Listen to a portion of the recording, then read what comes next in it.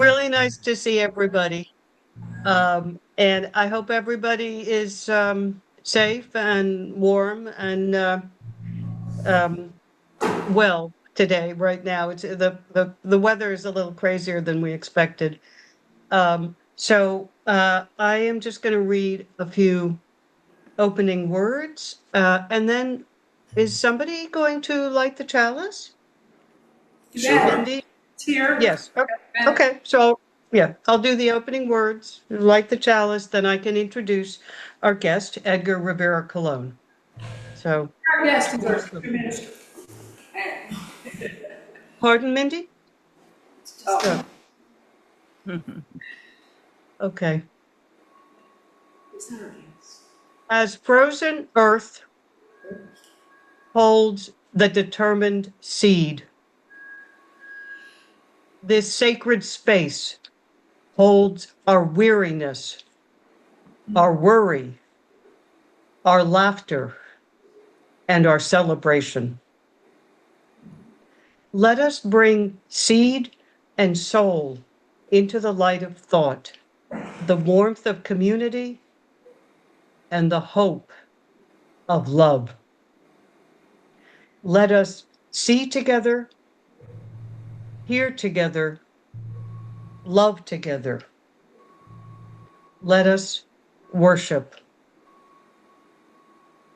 If you'd like to do the chalice lighting now, that would be great.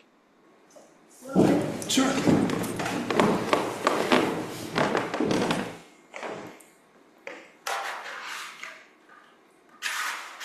This is a beautiful chalice, and it's only the second time we've used it, I think. I think Karen's trying to get it a little bit, or. Yeah, I haven't turned around. Oh, well. This one too. It is beautiful. Yeah, nice job on that, Darcy. Yeah, it's Thank gorgeous. you. Thank you.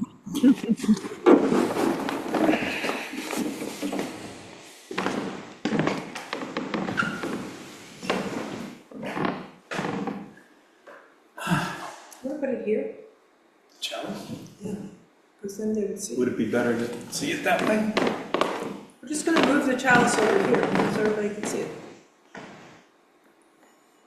It's heavy. Is it? Wow.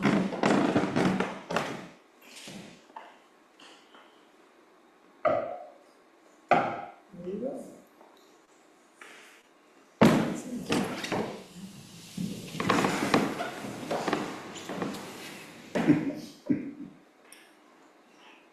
Okay.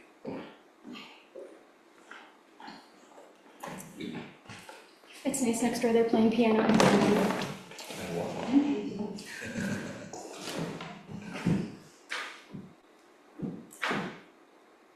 Do you like it, Darcy? Can you see it? Actually, I can't really see it, but the flame looks lovely. Okay. Long may it burn.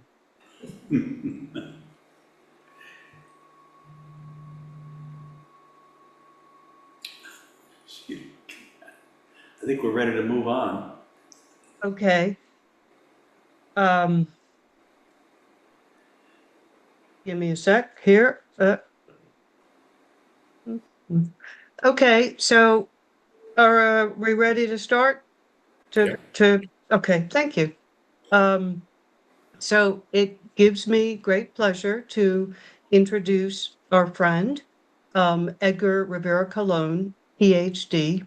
He is a prominent medical anthropologist, narrative medicine educator, and health justice advocate, known for his work with Latinx LGBTQ+ communities, HIV/AIDS prevention, and exploring racism in medicine, teaching at institutions such as Columbia University and formerly at USC, while also serving as spiritual director and independent scholar focusing on liberation and care.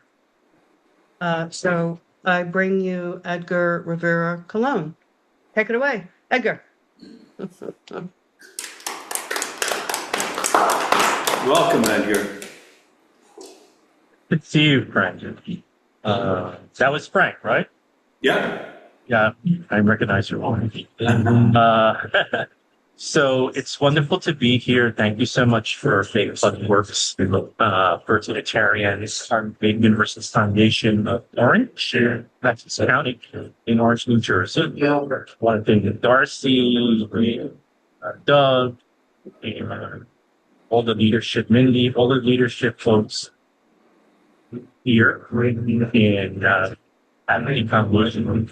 And you might hear some ambient sounds, so if you do, I'm going to start on just comment or tell me to speak louder. Yeah, I hear it. I think everybody needs to mute except you. Yeah. Okay. And so today I come to you from they'll call it San Pedro here. My temptation was San Pedro, but it is what we call the South Bay in LA, and it's right near the Port of LA. And I come to you after having preached at the church of our Methodist siblings, the San Pedro United Methodist Church. One of my comrades from Little Red Monastery, Pastor Yoshi Furamoto, is in Japan visiting his family and also seeing his fiancée. His fiancée has applied for a visa to the United States, but they're holding it up. Pastor Yoshi is an activist with a group called the Harbor Area Peace Patrol. And they're the people who have been watching Terminal Island, which is the sort of like a Navy, port and Navy base that where ICE is basically staging itself to go into the greater Los Angeles area. So they're the people who will take photos of the plates and the cars, and they'll send out what we call bolos. Be on the lookout for these particular cars as an early warning system for the communities throughout the greater Los Angeles area. Last week, 88 people were kidnapped in Los Angeles area, according to the best tally in Bacon. So the situation in Los Angeles well, let's put it this way: there's more friction that ICE has to deal with. That's good, and different communities have been engaged in that. Faith communities, labor communities, the teachers union has been magnificent. And Unite Here and SEIU have been magnificent. All kinds of folks, all kinds of young people, basically serving as early warning systems and documentarians. Today, I'd like to dedicate my remarks to the memory of Nicole Good and Keith Ford. Nicole Good was assassinated by an ICE agent in Minneapolis. I think we all saw the video. And then Keith Ford was actually shot by the ICE agent, in Los Angeles on Christmas or New Year's. So we keep those and their families in our prayers. And today, I'm going to bring you I'm going to talk about my faith and works, obviously what I do, which is the point of these discussions, right? And I want to tell you a bit of a story. And then from there, proceed to really consider this question, tender words, the discipline of tender words. We just had beautiful tender words from Darcy, actually, in that, oh my gosh, it's a poem, Darcy, that you read. It's just gorgeous. I don't know who wrote it, but you could throw it in the chat. I would like to use it myself with some of my folks. And so I'm going to begin with June 6th. And obviously, this is a continuation in certain ways of the sermon I did earlier this year when I was in the East Coast. But it's an expansion of it, really, in the sense of this question of attendance. Today, here in the South Bay, thinking about all the work that the Harbor Area Peace Patrol have been doing, the church is a, sort of mainline Protestant progressive church. The average age before Yoshi came was probably 70. And now there are a lot of young people coming as a result of his work at the Harbor Area Peace Patrol. So I saw a lot more young people than I've done in the past. So it's a good sign that the church is growing. And one way, as you all know from Faith+Works, to build a church is to do work, do good work, say tender words, and bring people in. And you have to invite people to church. You have to say, come to church, come to Faith+Works, come to the congregation, in your case, not a church, you're a congregation. I think that's important that we sort of underline that piece. The other piece that that just to begin with, the June 6th, the ice rates begin here in Los Angeles. In what sense, Los Angeles is ground zero, what the Trump regime has been planning for a while. That scenario, as I've explained in an earlier sermon, really produces a reaction of fear throughout Los Angeles, such that people don't go to school, they don't go to work, all kinds of stuff happening. I think at first people were shocked that it was happening. And then, as usual, people come out of shock and ask them questions, what are we going to do? And one of the things that was important for people is for the unions and the faith communities to get together and create a safe space in La Placita, which is the original plaza that the founders of the LA, Los Angeles, what we consider modern Los Angeles, sort of organized as the city was being born as Los Angeles. And those settlers, or those who founded it, were Mexican and African, some Europeans. And that Placita has a very old United Methodist Church, La Plaza United Methodist Church, that's run by a good comrade of ours, Reverend Frank Wolf. I recommend to your prayers. He suffers from Legionnaire's disease and recently had an outbreak, had to go to the hospital, but he's doing better, thank God.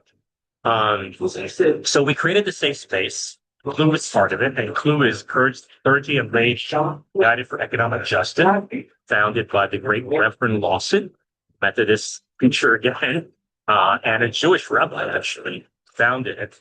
And their mission is to be present to workers in their struggles for unionization. And also, as a result of just the way LA is, CLU has gotten involved in a lot of immigration. So that space created a space for people to come. There are all these little merchants and kiosks along the plaza. They weren't seeing many customers. So the union decided to just pay everybody for lunch, whoever came, and their breakfast, and that stimulated their small economy. As a result of, sort of planning conversation with the union and the faith communities, we basically decided that we would have liturgy of some type, either Jewish literature, Islamic liturgy, or Christian, or non-denominational liturgy, or Unitarian liturgy. And that became one of the tasks I was assigned. Every Tuesday, I would do a liturgy. And during one of those liturgies, the people from the LA team showed up to do a press conference around rental. Can you guys hear me? You okay? Is the executive, right? I'm Is the having ambient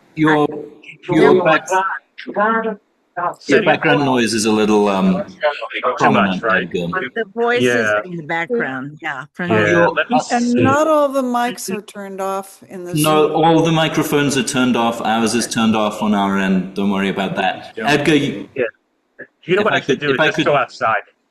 but you could, I think there should be under your audio settings, an option to increase the noise cancellation. Which Okay, let might me help. see. Let's see. The audio settings. Okay, let's set it here.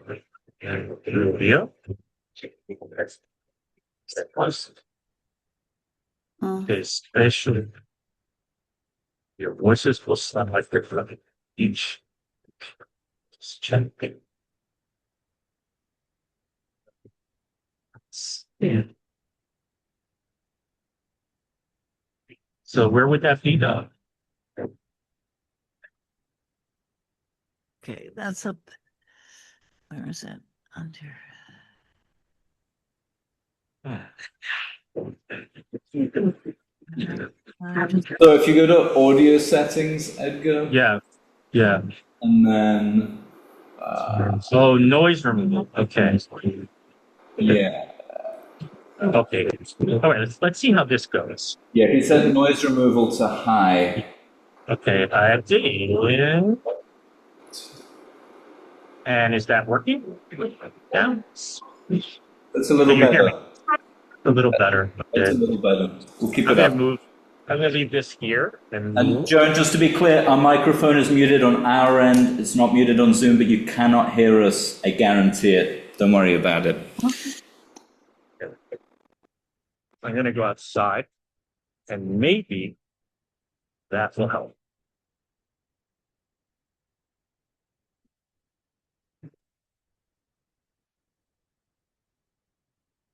All right.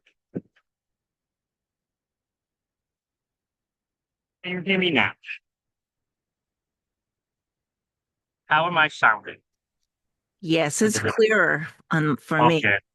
Give me a minute. Much clearer. Yes.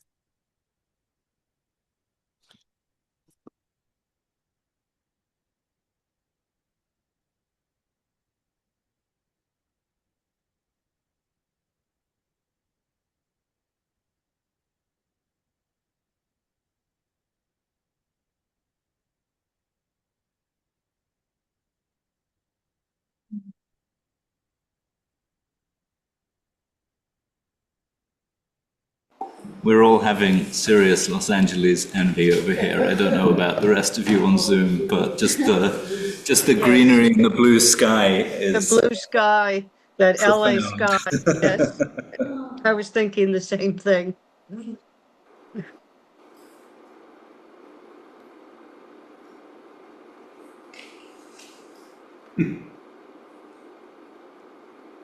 Should figure out how once a year we have service in LA with Edgar. My apologies. How's that? Perfect. Perfect. Great. Excellent. Well, there we go. You invented something. So as I was saying, it's really out of the sum of the resistance and the LA Tenants Union and my taking on those liturgies or being asked to take them on, really, that the Misa Populares occur, which were really these folks from Koreatown. That's mostly now Mexican, a little bit Korean, but mostly Mexican now in Central America. This asking me to do a blessing.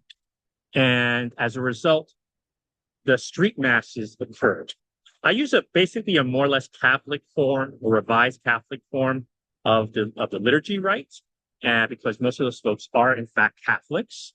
And although I've explained to them a million times, I'm not a priest, I'm not a Catholic priest, they keep on calling me padre nonetheless, so I'll let it be, right? Whatever they feel comfortable. And the idea of the Misa was to get people back into the public space.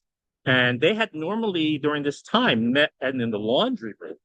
But the landlord said he didn't want that happening because, of course, these people are housing organizers. And the landlord was not happy with them meeting and subverting his will, whatever that happens to be. And it's one of the large landlords that owns lots of real estate in that part of LA. So they went out into the street and they wanted a blessing. And we did that. We did a little sort of water blessing. It sort of riffed off Unitarians a little bit and did a water blessing. And then they asked for a Misa Popula. And slowly, we have introduced the idea, which is very strange for Catholics, of a collective homily. And step by step, we have made it very clear that our work is part of the organizing effort. We're there to support the organizing and to support people spiritually as they deal with this sort of onslaught of violence, humiliation, really, of folks, ordinary working people.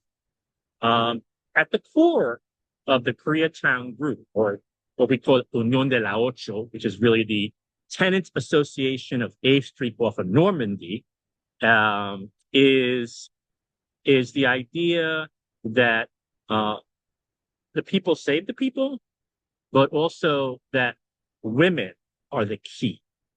These are very strong women from Oaxaca. And you'll remember there was a big controversy around some Latino politicians recently who are Mexican American or Chicano, Chicana, however you want to discuss, making fun of Oaxacans, indigenous people. And that actually cost 2 or 3 people their careers because that was recorded on a hot mic. And as we've gone through this process, we've begun to think about what is it that, this liturgy should be doing, right? And part of it is to, and here's, I guess, my social science head here, part of it is to begin the slow process of people controlling the means of their own religious and spiritual production. I mean, this already happened in the Protestant Reformation in many ways, and Unitarian, the Unitarian movement, the Universalist movement come out of that. But in many ways for Catholics, it's a new thing.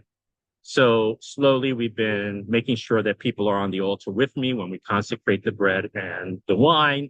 And we're talking about ordaining everybody as a deacon.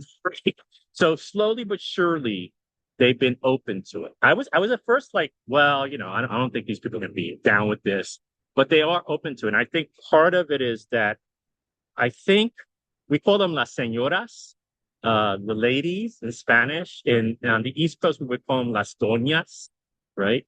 But the señoras are experiencing things they haven't experienced in the U.S. I mean, they've experienced discrimination, violence, but this concentrated attack has created new conditions for their own consciousness around what they need to do to empower themselves. And remember, just to tell you what it is, a lot of these señoras work in the street as vendors. They sell clothes, they sell food, they sell sort of different items that are relevant to Oaxacan and Mexican culture or Guatemalan culture or Salvadoran culture. And so it's been this process of conversation. And I mean, one of the key points that Doña Anita made at the beginning of the process is we're going to learn how to do this step by step. So when we had the first mass, we got together to evaluate it, and I gave myself a B-. So it wasn't that great. It was sort of like, we had to get all things together. But slowly, it's gotten smoother. People are used to their roles, and we created something called the Delegados de la Palabra, which come out of liberation theology. And I'll be teaching a course on liberation theology, a mini course at the U of O with the invitation of our comrades there at the U of O.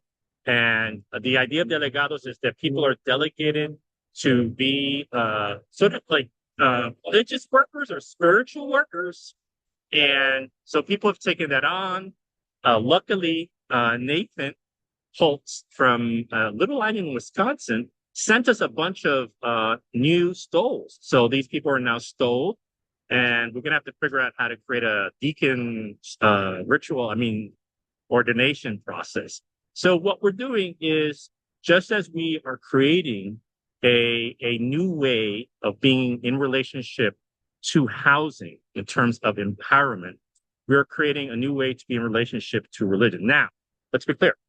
A lot of these folks come from indigenous backgrounds. They have their altars. They have their own traditions. Here, I'm really talking about sort of the Catholic tradition. And most of them are either Catholics or come out of the evangelical movement. But interestingly enough, we've had no fights around that.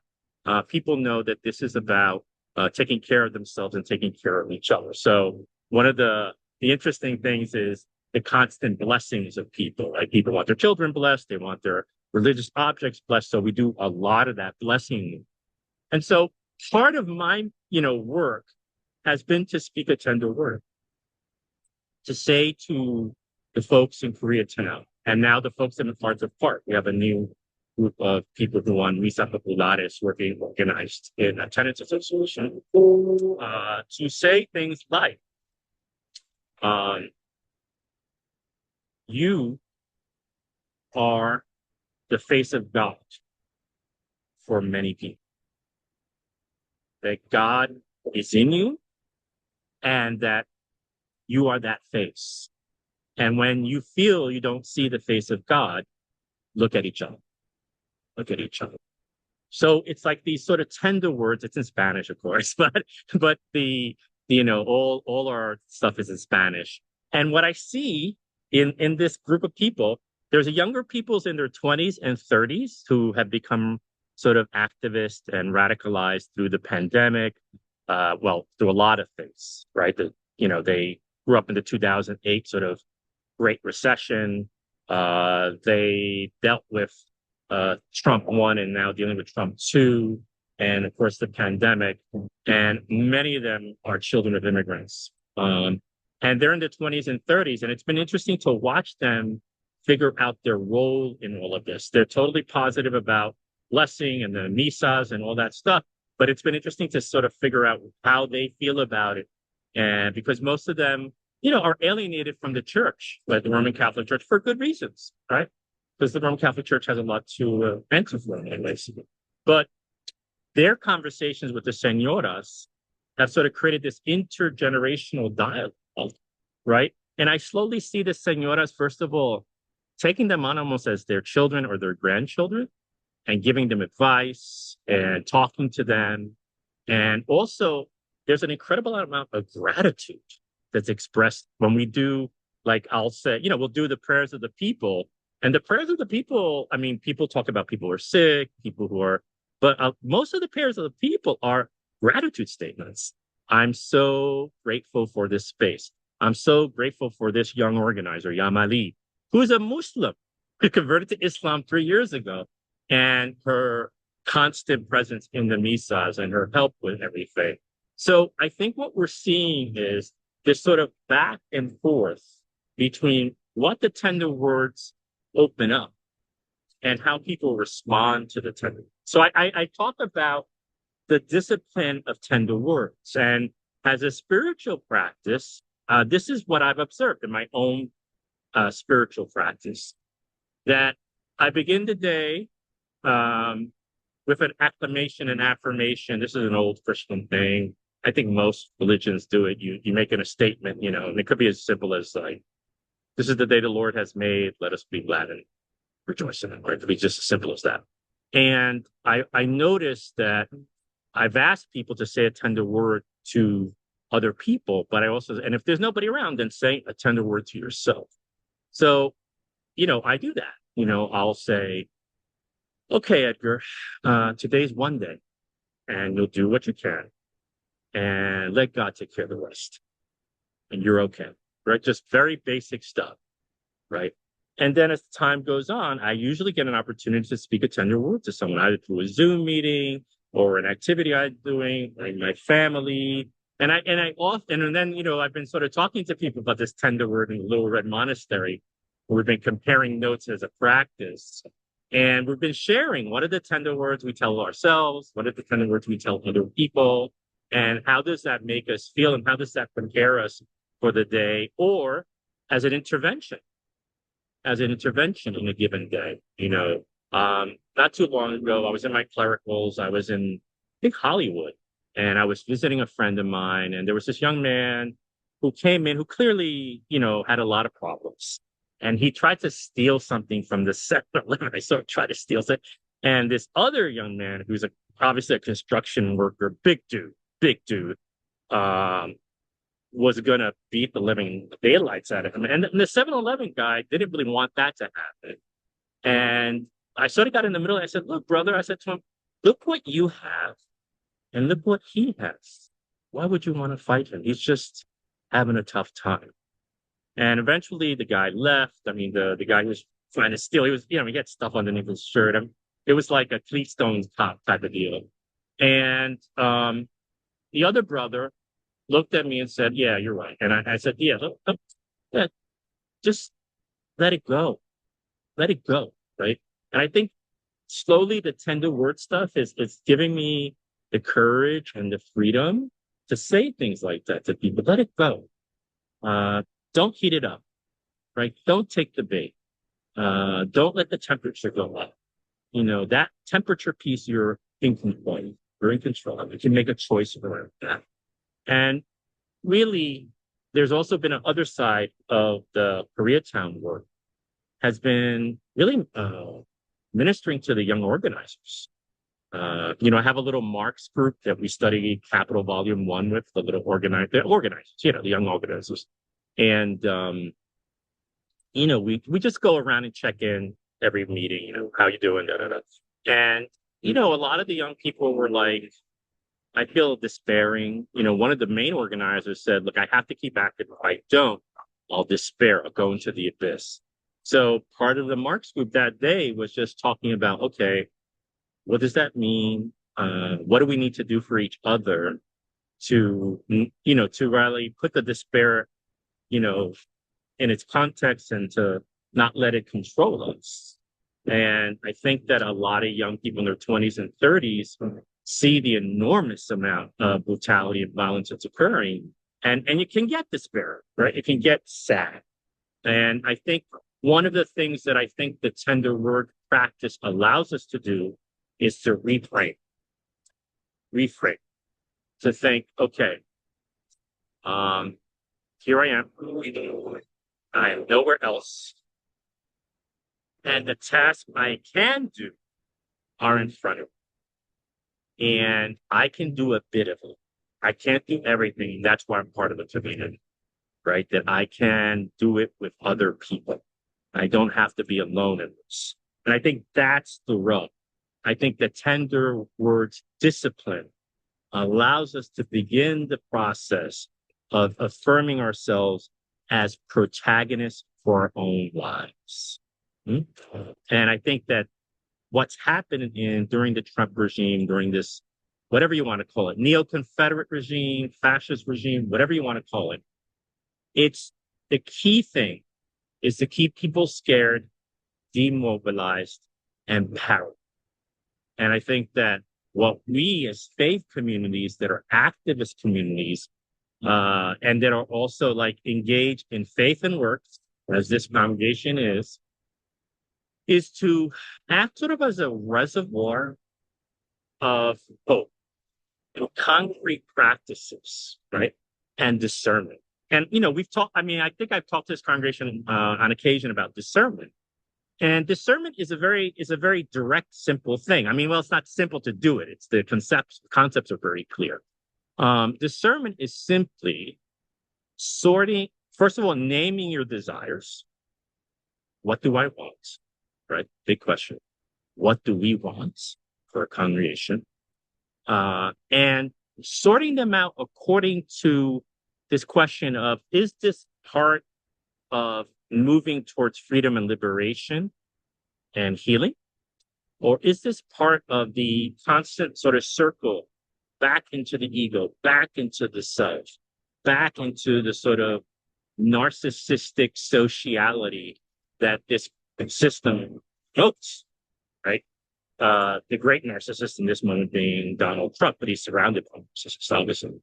So discernment is looking at those desires and seeing where are they going? Where are they going? Where are they leading me to, right? And for a congregation, it's to sit down and say, okay, what are our desires as a congregation? What are the things that come up for us? Good, bad, and indifferent, right? And how do we figure out which of these desires is going to light the lamp and which of these desires is going to put the light out? Right? As a congregation and as individuals in this sermon. And once we begin to do that, we also begin to order our desires according to the goals of liberation, of freedom, of healing. And that discernment process, what Ignatius, one of my spiritual guides, calls the discernment of spirits, right? In his language of the 16th century. And that discernment process is geared towards freedom and also identifying the blocks or the disordered attachments that we have, both individually and as a congregation, that will allow us to become free to love more profoundly, right? So discernment is sorting out the desires. Where's it going to freedom, liberation, and healing? And where's it going to the usual claptrap of narcissistic consumerism and all the nonsense that our society produces in us, right? And that we're produced by in certain ways. Then figuring out, okay, once we sort out these desires, more or less, both individually and collectively, then why are we doing this? We're doing this because we want to identify our disordered attachments, both individually and collectively, that are blocking us from that process of freedom, healing, and liberation. That's really what it is. And Ignatius is like Catholic Counter-Reformation language. It's passions of the soul, right? Motions of the soul, right? And the soul is very different, right? In his time period, because he's one of these weird characters that's between the medieval and modern period, right? He's like Luther, except Luther was better educated than Ignatius ever was. But he's this weird sort of I would say, betwixt and between spiritual leader who is between the medieval world and the modern world. And in his quest for a type of modernity, or his quest for understanding his mission, he's always asking, where is the greater good? Where is the common good? And where are these spirits coming? What is moving this? And what is moving me? And we begin to be able to discern that, right? And I always tell my spiritual directees, there's the consolation, peace, freedom, a sense of openness, a sense of wisdom, and there's desolation, right? Despair, negativity. And I always tell my spiritual directees, never make a big life decision when you are in desolation. Wait it out. And then go back to the moments of grace that you were given, liberation, freedom, healing, and savor those while you're in the desert of desolation.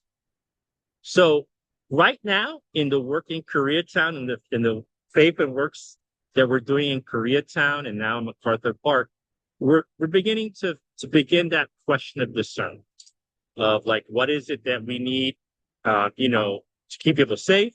What is it that we need to make sure people can go to their jobs? What kind of food can we share? What kind of resources can we share? And also, what are our spiritual needs, both individually and collectively? This Friday, I was asked by one of the leaders of the South Central chapter of the LA Tenants Union to go visit her brother-in-law, Orlando. And Orlando, working class Mexican guy, was at his job. There's like a light manufacturing here in LA, and there's like a bit of a garment district. And he was in the heavy machinery, got hit by the machinery. It broke some of the vertebrae in his neck. And he suffered sort of an emergency later on in the day when he went home, and he couldn't breathe. So they brought him to the hospital. They did some surgery, but through surgical error, or who knows, at this point, they'll figure that out. He could not breathe for 10 minutes, and basically he is now brain dead, unfortunately. And what Areli wanted me to do was to give him the last words. And we did that as a way of Areli, coming to some sense that she could let her much beloved brother-in-law transition. And as usual, when people are dying, people act out. And cousins showed up, and this person showed up, and a lawyer showed up, some ambulance showed up. That's normal. Whenever the good is being tried to do, all these sort of like negative vibes show up. And she was able to be clear that he needs to transition. We can't hold them all. And I think part of the process was that we were able to do that ritual. Rituals are for the living. They're not for the dead. Rituals are ways of symbolically, coming to terms with the realities of death, of violence. And I think at the end of the session, she cried a lot. David, one of the organizers, with her, they all cried a lot. And I think she's in a better place now to do that. But that wouldn't have been possible had I not been doing the Misa Populares or not got engaged with the group. So I asked you to pray for Orlando Narelli. I think by now they're going to be taking Orlando off the machines and letting him transition to the other side. So a lot of the rituals with Areli was speaking tender words in a ritual form, and then talking to her and saying, "You've done a lot of work. You've been here. No one has been here like you've been here. And the love that you have for your brother-in-law, this good, hardworking man, that doesn't die. That remains. Love remains in the end, right?" So I'm going to wrap up because I don't want to talk too much, but I want to end because I was hanging out with the Methodist, and so I want to quote John Wesley. And for those of you who don't know the history of Methodism, it's really fascinating. It's a split from the Anglican Church, and it's actually a reform movement in which preachers went into the fields to preach in the fields. They broke away from the formalism and ritualism of the Anglican Church. And if you read E.P. Thompson's, the great British historian's, The Making of the British Working Class, I don't think he says British instead of English, maybe English. He sees Methodism as sort of a precursor to socialism. He sees it as the spiritual response to the intensity of capitalism and the formality of the Anglican Church. I make fun of my Methodist friends that if you'd only listen to the Archbishop of Canterbury, but they're wonderful people, and they're out here doing the work. The Methodists are great out here in Southern California. But since I preach with them today, I reminded them, first of all, there are four legs to the table of Methodism: Scripture, reason, experience, and tradition, right? And I kept on telling them, Scripture is important, but if you don't have the other three, it ain't going to work. It's not what Wesley wanted, right? So I'm going to read a little Wesley to you as a way of sort of ending my comments today. So this is for all of us now, and I think we can identify with this, and certainly Faith+Works can identify this as a congregation on the move, right? Do all the good you can by all the means you can, in all the ways you can, in all the places you can, at all the times you can, to all the people you can, as long as you ever can. John Wesley. I'm going to say it again because it's worth saying again. Do all the good you can by all the means you can, in all the ways you can, in all the places you can, at all the times you can, to all the people you can, as long as you ever can. Blessed John Wesley. So I say to this congregation, keep on doing your good. Keep on bringing people in. And to the young people in the congregation, I'm talking to you, Priscilla. I recruit people, have them come, have them be part of this beloved community, and assume the leadership that you have, and get this community growing. As I've told Mindy a million times, secure the base, let it grow and let it flourish. So thank you, my Unitarian Universalist siblings, congregational siblings, for letting me share a word. Amen. Ashe. Thank you. Really nice. Thank you, Edgar. Thank you. That was very inspiring, very, very uplifting. Thank you for guiding us. Yes. My honor. We're not on mute, right? We're not on mute. And Edgar, My honor. Edgar, you would have no way of knowing this, but that was Maggie, my beloved grandmother. That was her credo, the do all the good you can. And at the end of her life, she would really print it out and give it to, it was really, and she lived to 91, so that as long as you possibly can. She really. I didn't know that. I didn't know that was from. That was really her, thing that she wanted to. It was her guidepost, and she wanted us all to embody that as well. Wouldn't you say? Wow. I did not know that. And it seems to me like I got, she used me to channel a little bit today. It's true. Yeah. Praise the Spirit. The thing, Edgar, that comes to mind when you're talking about the the good words and saying the good things is that Renee Good, as she was pulling away, said, I'm not, and I wasn't, when I first saw that, I'm not mad at you, I'm not angry at you. She had a very innocent look on her face, and how that guy could shoot her as she's going away is just, I mean, that broke my heart more than anything to see that. And at first I was thinking, is she being antagonistic? Is she saying this in a tone that is condescending to this person? But whether she was or not, and I don't think she was, those words were pretty, they really stuck in a lot of people's minds, and it makes the tragedy more of a tragedy. So you never know what the result is going to be when you do those good things, but you know what's not going to happen if you don't do them. So Exactly. That's a brilliant formulation, Frank. Right? You don't know what's going to happen when you do them, but you certainly cannot do them, right? There's something that will happen if you do not do them, right? So I think that's a really good way. And yeah, I had that experience of watching. First of all, her face was so beautiful. Yeah. You know, so beautiful. Like, here's a beautiful person trying to do good. And you're right. And that doesn't mean that evil won't strike, that you won't be injured or killed.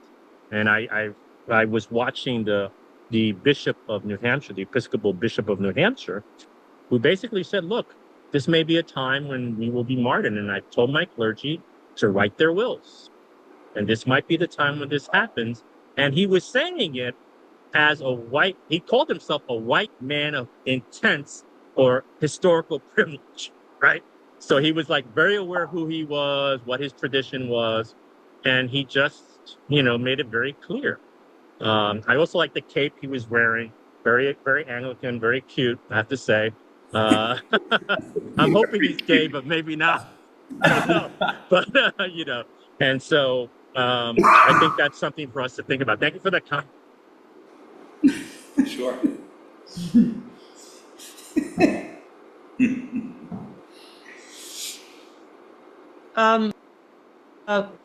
I have some closing words if you want to give me a signal that it's time to do the chalice. Oh, maybe people in the audience have some thoughts? Okay, sure. It's Just only give me, you're ready. We will.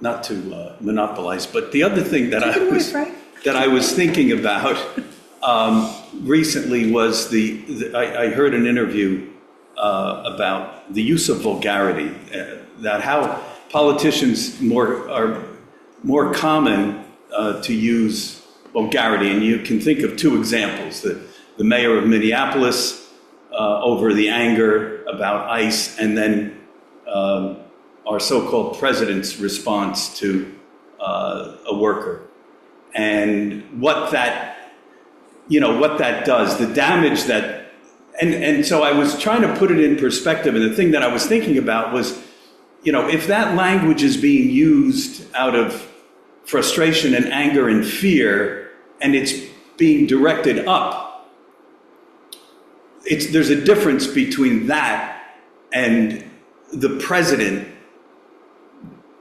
doing it to someone who is supposedly a constituent of his.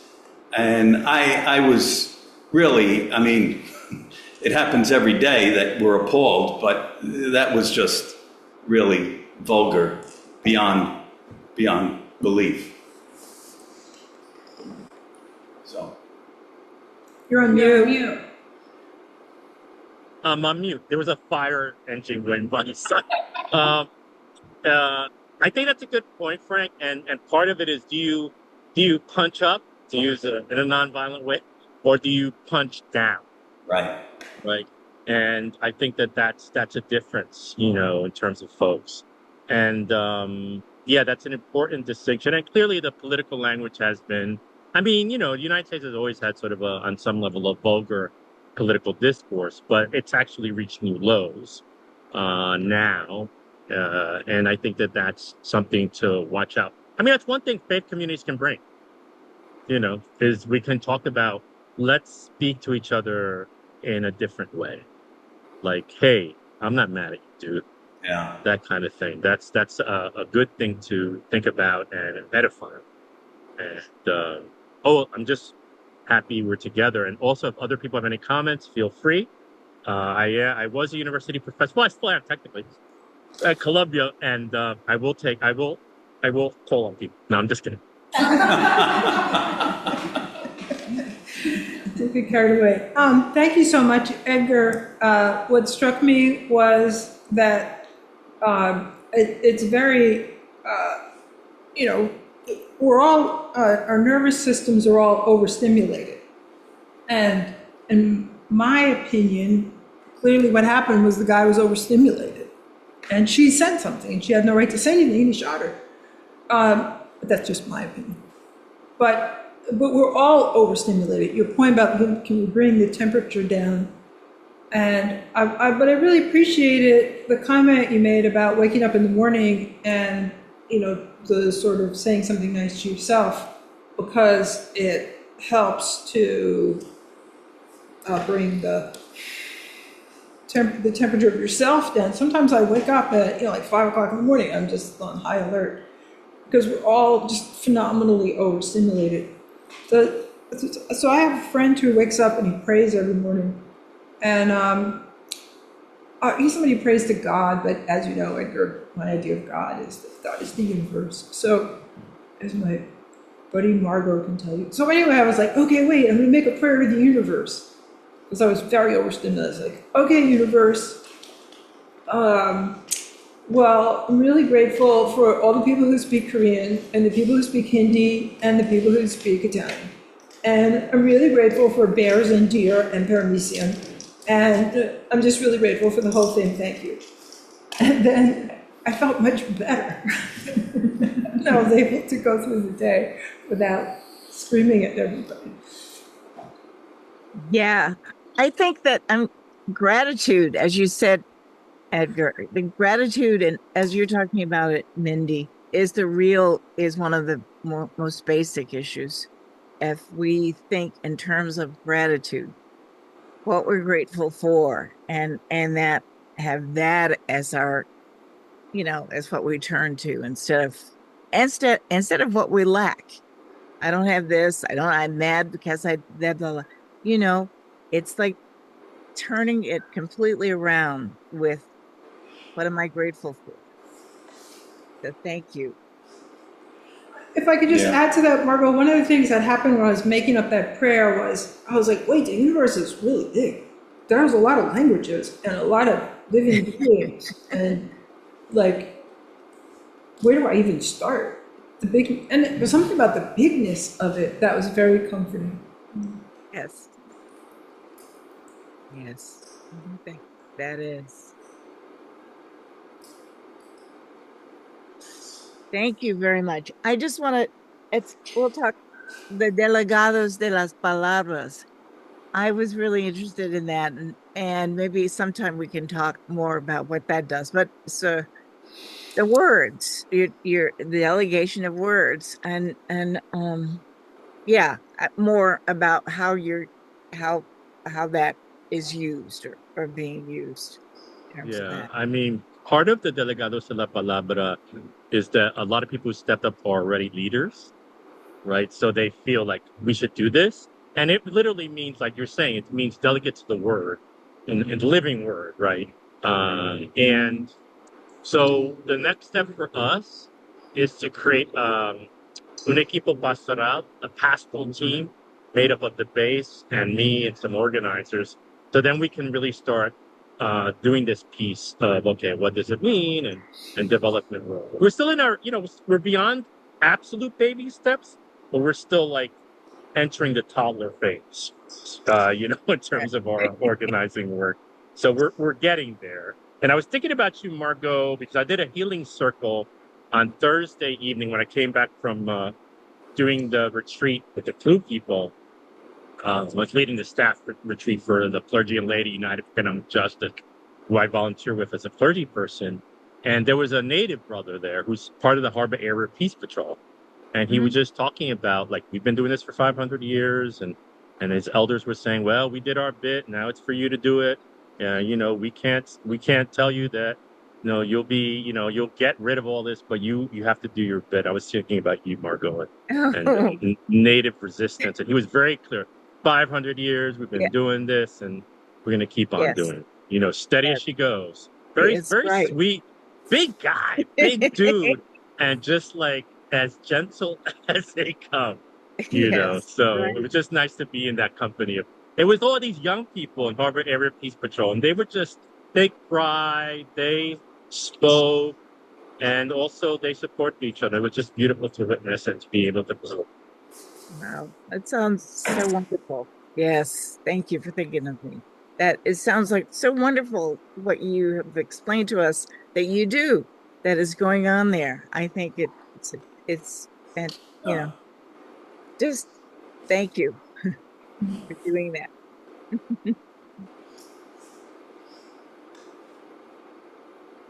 For me sticking with the call, as my bishop said, just follow your call. The rest will come. Follow the call. Hi, Jamie. Oh, there he is. He's dressed. Let's go. Are we good? Yeah. Okay. We're good. I think we're coming to an end. Shall I read some closing words? Yes, we think so. Okay. You know, I've been sitting here, and of course, it's now rather dark, so I've been watching the light descend into darkness. And of course, I'm looking at Edgar, who's bathed in a seraphic light. So, We're envious. well, you need both, the dark and the light. This is called a blessing of darkness and light. Blessed is the dark in which our dreams stir and are revealed. Blessed is the dark of earth where seeds come to life. Blessed are the depths of the ocean where no light shimmers, the womb of all earthly life. Blessed is the light into which we awake, the light that sparkles on the waters, that calls forth the tree from the seed and calls the shadow forth from the tree. Blessed are we as we move through darkness and through light. Very nice.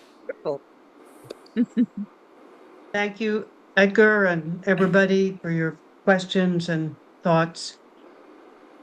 So, Thank you very much for the invitation, and you know, you're my home congregation, so I know it's cold. I won't tell you what the temperature is here. Easy for you to say. Abusive. That would be abusive. But know that you have the warmth of each other and the sunlight of each other. Take care. Thank you, Edgar. Yeah. Bye, everybody. Bye, Frank. Bye. Bye, everybody. Bye-bye. Take care. God bless. Hi, Jane. Hi, Bethany. I'll extinguish the. See you all. Thank you. Bye, y'all. Bye, Edgar. Bye, Karen.